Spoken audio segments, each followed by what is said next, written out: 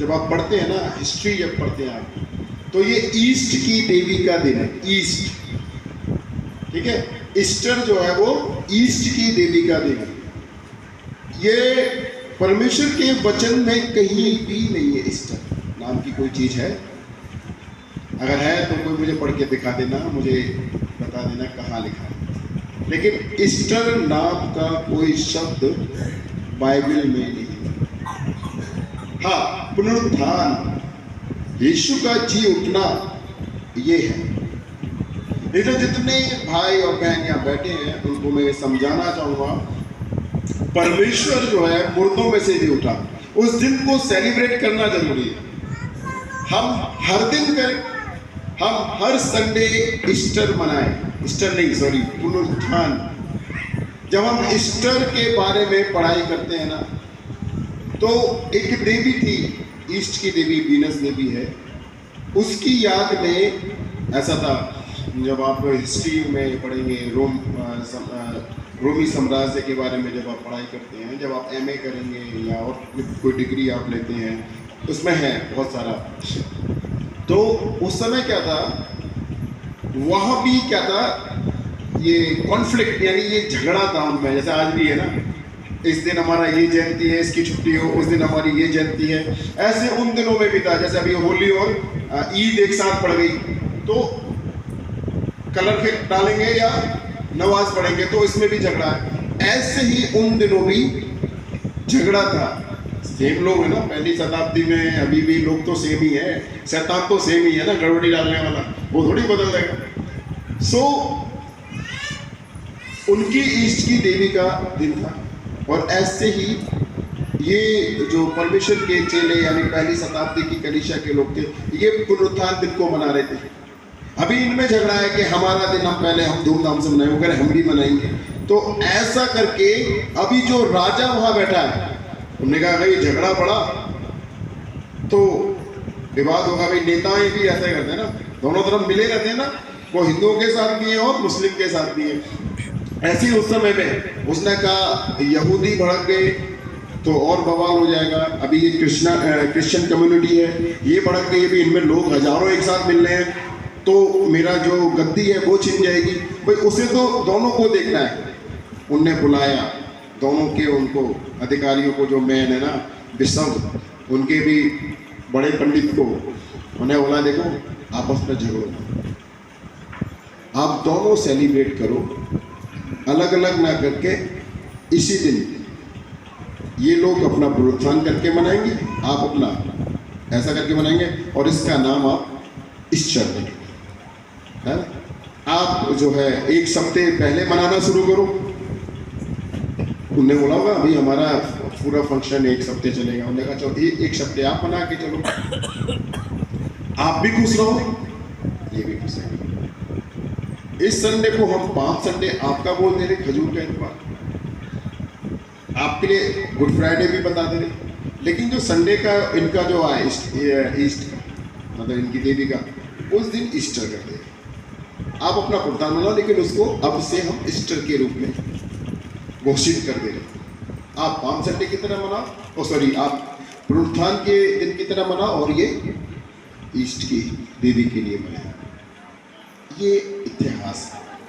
अच्छा, हम लकीर के फकीर नहीं। देखो जब ज्ञान आता है ना, मैं ये नहीं कह रहा हमने ये चीज़ें नहीं की। हम भी सुबह उठकर ये कबर बनाते थे यीशु मसीह की मिट्टी से, अगरबत्ती जलाते थे, सुबह उठ जाते थे हम 3 बजे से ही, है ना। फास्टिंग भी रखता था मैं, उस समय भी रखता था फास्टिंग, है ना। तो अच्छा लगता था सेलिब्रेशन, बट हम अनजाने में वो कर रहे हैं। भाई यीशु मसीह एक ही बार मरा और एक ही बार वो जीवित हुआ। क्या हर साल उसे मारना जरूरी है? क्या हर साल कबर बनाना, फिर मोमबत्ती अगरबत्ती ले आना? तो बाकी लोगों में और हम में क्या डिफरेंट है? जो हम ये कहते हैं कि हम जीवित परमेश्वर को मानते हैं, तो हम जीवित परमेश्वर को मान रहे हैं, तो हर साल हम उसे कबर में क्यों ढूंढने जा रहे हैं? क्योंकि वचन ऐसा कहता है, बाइबल ऐसा कहती है कि प्रभु यीशु मसीह, ध्यान से बाइबल को पढ़ना जरूरी है। प्रभु यीशु मसीह मरियम से क्या कह रहा है? जब वो कब्रिस्तान गई क्या कह रहा है? उसी समय वो बोल रहा है, उसी समय की बात को आप याद रखें। वो क्या कह रहा है कि तू जिंदों को मुर्दों में क्यों ढूंढ रही है? क्या कह रहा है वो? तू जिंदों को मुर्दों में, तो फिर मैं हर साल कब्रिस्तान क्यों जाऊं? मैं हर साल कब्र क्यों बनाऊं यीशु मसीह की? वो अपने वचन में ऑलरेडी बोल चुका है कि मैं जिंदा हो चुका हूं, अब मुझे मुर्दों में तुम तलाश मत करो। हम पुनरुत्थान का दिन मनाना जरूरी है। पाम संडे भी, आज पाम संडे है, खजूर का इतवार है। कुछ लोग कहेंगे हमारे चर्च में खजूर का कोई डाली नहीं है ना? तो मैं जैसे बोलता हूँ, हम मूर्ति पूजा करने वाले नहीं, हम पेड़ पौधों की पूजा करने वाले नहीं। अब हम खजूर की डाली लगा के मतलब क्या सिद्ध करना चाहते हैं? पेड़ की कोई वो पीपल पूजेंगे और हम खजूर पूज रहे हैं, तो डिफरेंट क्या है? अंतर क्या बताइए? अगर मैं ये बात बोलता हूँ कि मैं जीवित परमेश्वर की आराधना स्तुति करता हूँ यरूशलेम इस्राइल, और वहाँ खजूर की पैदावार ज़्यादा, रेगिस्तान वगैरह, जब आप मिस्र जाएंगे ना घूमने, वहाँ बताते हैं, मैं नहीं गया लेकिन मुझे बताते हैं कि हम पढ़े किताबों में, तो वहाँ रेत ही रेत है, बहुत ज़्यादा है। तो वहाँ खजूर तादाद से ज़्यादा मिलता है। और जब यीशु मसीह क्रूस पे चढ़ाने से पहले वो एक गधी के बच्चे पर बैठकर आ रहा है, और लोग क्या कर रहे हैं? उसके स्वागत में वो क्या, खजूर की डालियों को बिछा रहे हैं। चर्च में नहीं लगा रहे हैं, वहां साफ लिखा है, जब आप वचन पढ़ेंगे ना, वो क्या कर रहे हैं? खजूर की डालियां लेकर उन्हें बिछा रहे हैं और होशन्ना के नारे लगा रहे हैं। वो कपड़े भी डाल रहे हैं। हम बाइबल को बहुत स्पष्ट रूप से पढ़ना, एक एक पॉइंट, एक एक बिंदु को पढ़ना जरूरी है। क्या कहती है बाइबल? पाम संडे को हम याद रखें कि हाँ, उस दिन यीशु उस गधी पर सवार होकर आया, और वो दिन मेरे उद्धार का दिन शुरू हुआ। क्योंकि इसलिए भी ये सही है पाम संडे को हम याद करें, क्योंकि उस दिन से ही शुरुआत करी परमेश्वर ने। क्योंकि अगर वो क्रूस पर नहीं चढ़ता तो मेरे गुनाह माफ नहीं होते। वो वहां पर इस बात को दिखा रहा है। पाम संडे जो हम मनाते हैं उसका सही अभी मनाना इतना जरूरी नहीं है, हाँ, उसे याद रखना जरूरी है। उसको वचन से अगर मैं और आप देखें,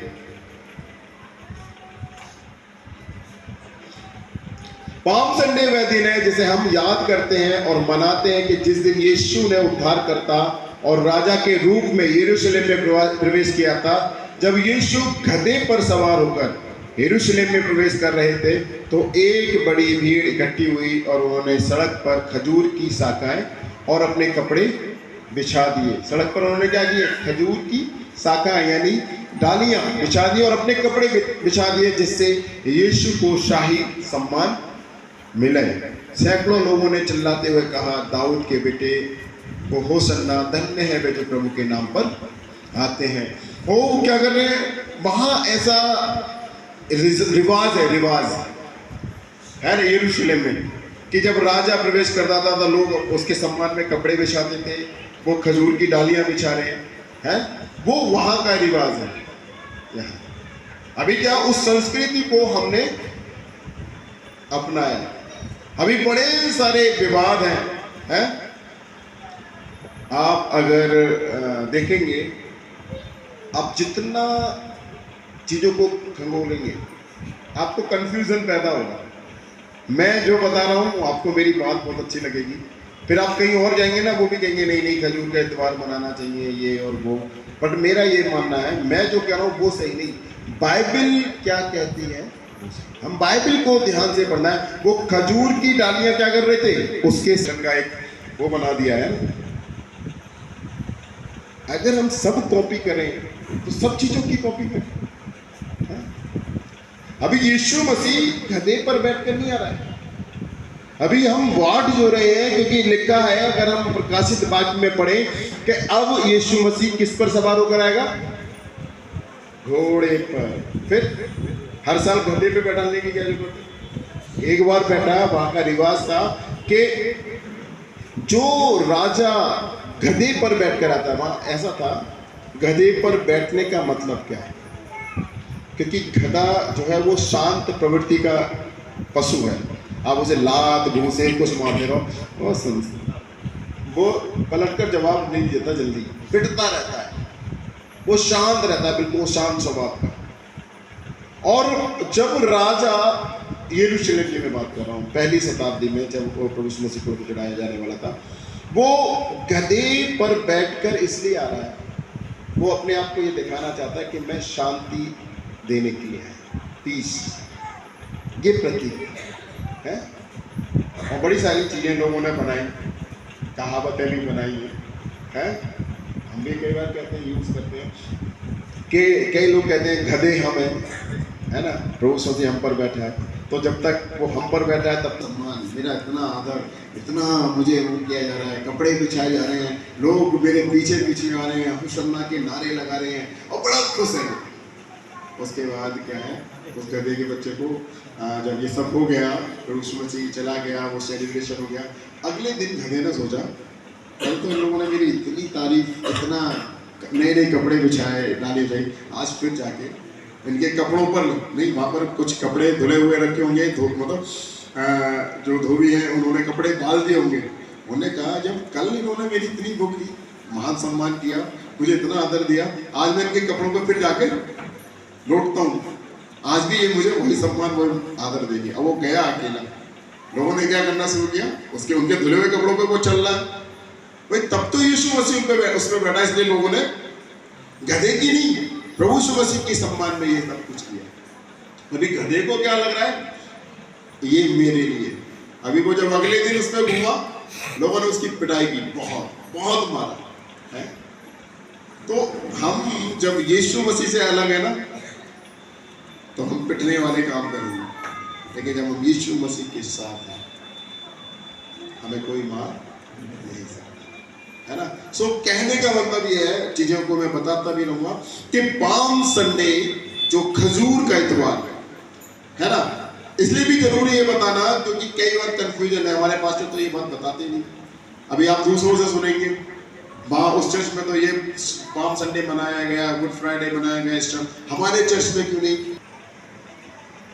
हम लकीर के फकीर नहीं, हम जो करते आए अनजाने में, लेकिन अभी हमें वो करने की जरूरत नहीं है। हम उस दिन को याद कर सकते हैं कि हाँ, मेरा यीशु उस गधे पर बैठकर आया, मेरे लिए राजा बना, है ना। और परमेश्वर के वचन से जब हम पढ़ते हैं, निकालने मेरे साथ, थोड़ा वचन से भी देखना जरूरी है।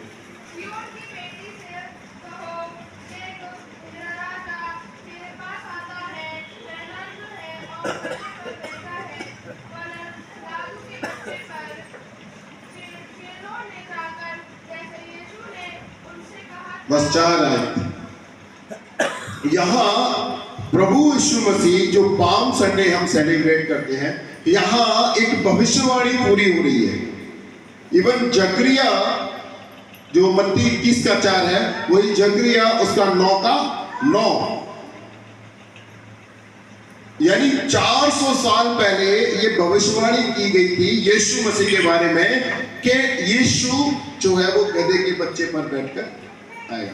400 साल वो भविष्यवाणी पहली शताब्दी में पूरी हो रही है, उसको पूरा कर रहा है यीशु मसीह उस पाम संडे वाले दिन। और हम निकाले इसी आयत को जो मत्ती 21 के 4 में है, वही सेम जकरिया उसके 9 के 9 में पढ़ते हैं।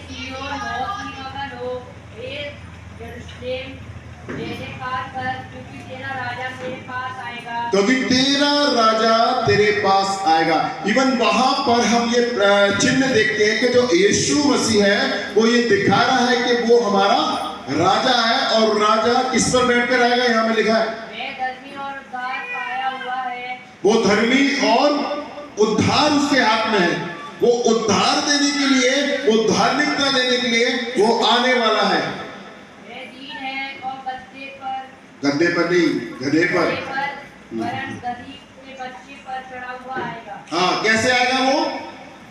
गधे यानी गधे के बच्चे पर चढ़ा हुआ सी, इसको कंपेयर करो, नए नियम मत्ती उसका 21 और 4 इसी बात को कह रहा है कि परमेश्वर उस भविष्यवाणी को जो उसके विषय में जकरिया ने 400 वर्ष पहले की थी, वो अब जाकर क्या हो रही है, पूरी हो रही है।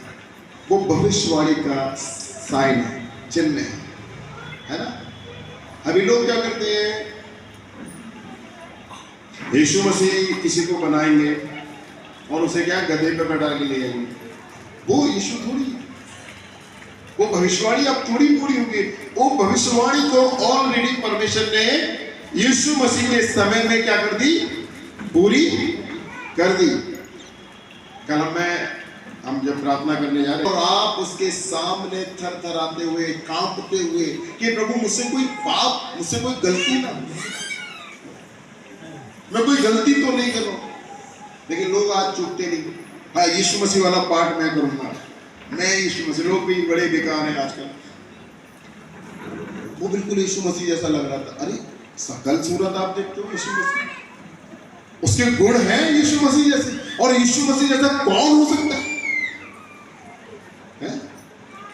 वो कहता है, कल हम पढ़ रहे थे पहला पत्रस उसका पहला अध्याय, वो कहता है जैसे मैं पवित्र हूं वैसे तुम भी आप पवित्र बनने का। आप झांकिए अपने मन में, क्या मैं पवित्र हूं, क्या मैं परमेश्वर जैसा हूं? हम अपने आप को देखें।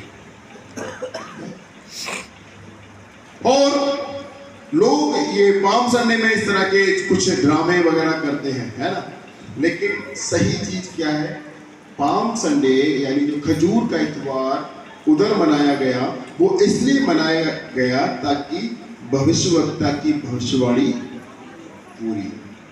पॉइंट आप इसे नोट करें ताकि कोई आपसे पूछे आप बता सके कि उस समय पाम संडे इसलिए मनाया गया ताकि भविष्यवक्ता की भविष्यवाणी। अब कौन सा पाम संडे? आप खजूर लगा रहे हैं,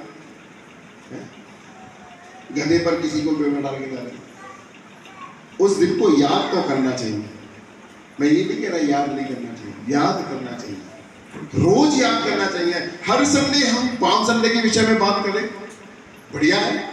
हर संडे हम जो है यीशु के जी उठने के बारे में बात करें, बढ़िया है। हर संडे, हर दिन हम प्रभु यीशु मसीह के जन्म के बारे में बात करें, हर दिन हम परमेश्वर के जी उठने के बारे में बात करें, कोई बुरा नहीं। लेकिन हम अकॉर्डिंग टू कैलेंडर अगर हम जाते हैं तो हम गलत हैं। क्यों गलत है? मैं इसलिए भी इस चीजों को नहीं मानता, उन दिनों नहीं मानता, लेकिन मैं ये तो मानता हूं कि पुनरुत्थान है, यीशु मसीह जी उठा है, ये पक्का है? यीशु मरा, ये भी पक्का है। गुड फ्राइडे मतलब फ्राइडे वाले दिन खत्म हुआ, ये भी पक्का है। लेकिन वो गुड फ्राइडे, ये गुड फ्राइडे नहीं, क्यों नहीं है? वो पाम संडे, यही पाम संडे नहीं है, क्यों नहीं है? वो ईस्टर, यही ईस्टर नहीं है, क्यों नहीं है? इसलिए नहीं है क्योंकि जो इस दुनिया में आया, मैं हमारी इस बात को समझाता हूँ, यहाँ सबको पता है अपनी जन्म तिथि। मेरा डेट ऑफ बर्थ 12 मार्च या 10 मार्च का, 24 मार्च।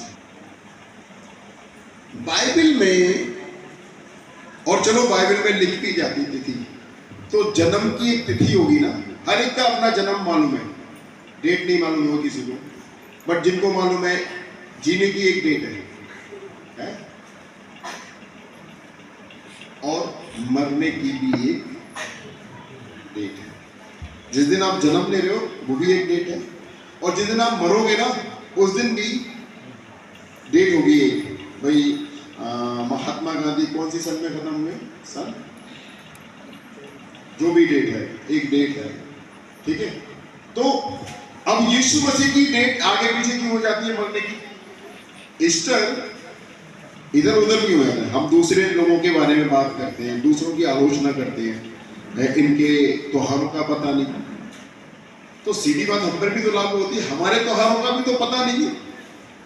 ईस्टर हर साल जो है 19 तारीख को नहीं मनाया जाता, वो भी तो आगे पीछे होता रहता है। क्यों होता रहता है भाई? जब जीने की एक डेट है, मतलब जब दुनिया में कोई बच्चा आता है उसका एक डेट रखी जाती है कि वो इस दिन पैदा हुआ, और जिस दिन वो मरेगा उस दिन भी उसकी डेट को कई बार कब्रों में लोग लगा के रखते हैं कि ये इस दिन मर गया। फिर यीशु मसीह की डेट इधर उधर क्यों हो रही? जवाब, कोई अगर आके व्यक्ति पूछने लगे, इसलिए तो हम कई बार कई लोगों के साथ सहमत है ना, हाँ हम भी ऐसा कर रहे हैं, आप भी कर रहे हैं, सही है, आप भी सही, हम भी सही, आप ईद इस दिन मना रहे हो, हम ईस्टर इस दिन मना रहे हैं, ठीक है, हम क्यों उस दिन ईस्टर मना रहे हैं? हाँ, पुनरुत्थान का दिन हम याद रखें कि यीशु जीव, हम उसकी मृत्यु का दिन भी याद रखें कि वो इस दिन हमारे लिए मरा। लेकिन हर साल उस डेट को बदलना जरूरी, एक ही डेट रहना चाहिए।